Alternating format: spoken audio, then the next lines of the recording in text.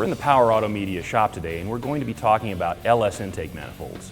Now, these aren't just any intake manifolds. These are Holley's Hi-Ram intakes. Now, you may ask yourself, where does that name come from? Well, it's a tunnel ram design, and well, they're pretty high. What you basically got here is something that provides the performance of a fabricated intake at a cast manifold price. The Hi-Ram is built as a two-piece unit with different bases and tops, and all of them have these equal-length Hi-Ram style runners. Now, as you can tell, this is not something that's going to fit under your stock hood. It's designed for very serious engine applications. We're talking like 600 plus horsepower. In that range and at high RPM, this is really going to be a standout manifold. And one of the things that's really cool about this system is that the interchangeable bases and tops let you adapt it to just about any situation for a race motor that you come across. Now, for example, you can put this together in 20 different ways. For the bases alone, you've got 6 different configurations depending on whether you're running EFI or carbureted setup, and also whether you've got an LS7 style high square port, a regular square port, or a Cathedral Port engine. Now, this is the manifold that we chose to use on our Project Blown Z in-house drag racer, which you can see behind us. It's a 2000 Camaro with a 388 cubic inch LSX based engine that's got trick flow Cathedral Port heads on it. So we chose the matching base and a top from the Holley line. When it comes to the design spec of this intake, you'll see that it's built for serious engine builders as well as performance street engines. The intake is 11.08 inches tall, it features 6.5 inch runners, and it has a 2.77 square inch cross-sectional area. Out of the box, this intake is designed for a 600 horsepower engine, but it's got plenty of room for porting if you want to run something in the 1,000 horsepower plus range. Now, what all these have in common is that they're all designed with these large equal length runners and a very large plenum volume.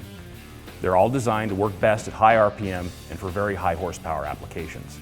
Now, in the case of this manifold here, you can see that this is set up for Cathedral Port heads, and it's also set up for EFI because it's got provisions drilled for all the injector bungs.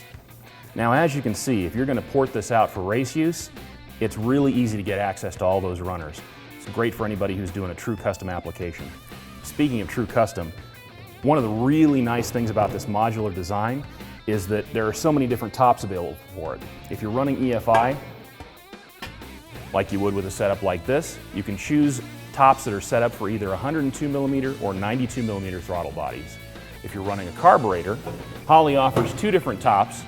This one is set up for twin 4150s. They've also got a model that's set up for twin dominators. And if you're trying to run something that nobody's thought of before, how about a completely blank top that you can machine to your own specifications? For true custom upper plenum configurations for EFI applications, Holley offers this cast base ring that makes fabrication easy.